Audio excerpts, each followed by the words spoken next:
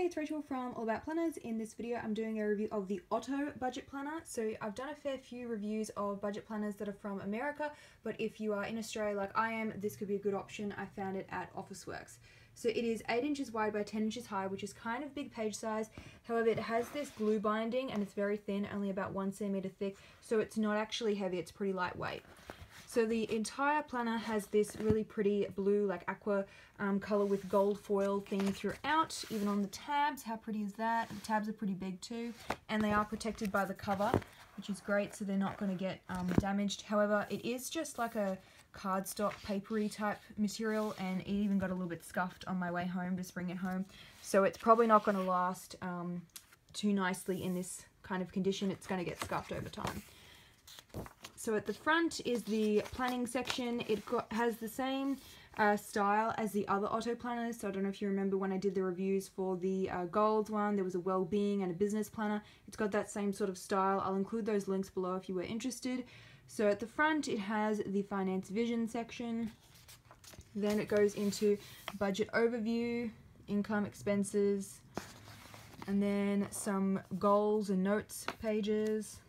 The line spacing is a lot bigger in this one with the larger page size than the other Otto planners, which is much better because that was one of my major cons with those planners. The line spacing was absolutely tiny, but in this one it's heaps better. So we have the monthly bill planner. I love the little tick box for paid and due, so you know, like your phone bill, etc. Really like that. Then we go into the actual planning, so it is by quarter, you know, January to March, April to June. Now for each one, I won't go into all of the tabs because it's the same thing replicated behind each. It starts with a weekly spending record, again really good line spacing, items to budget for, and then, oh sorry, down the bottom here, it's got a little weekly review section as well. And then there's the spending tracker on the right, so you can have your budget and then your actual. And you've got a couple of those for each week. It's undated, as you probably already realised, and you can put in whatever the week number is, so start at any time of the year. So a couple of these weekly spending records. Keep going, and I don't know if you noticed, but the pages all have like the tabs, so you can easily find that page as well, which I thought was a nice little extra. So obviously there's heaps of these because it's for a whole quarter. And then at the end of each quarter, I don't think I've showed this.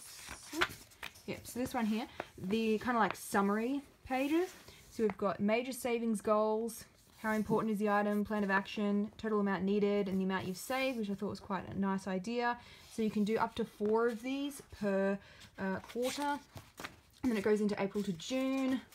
Again, like I said before, weekly spending record.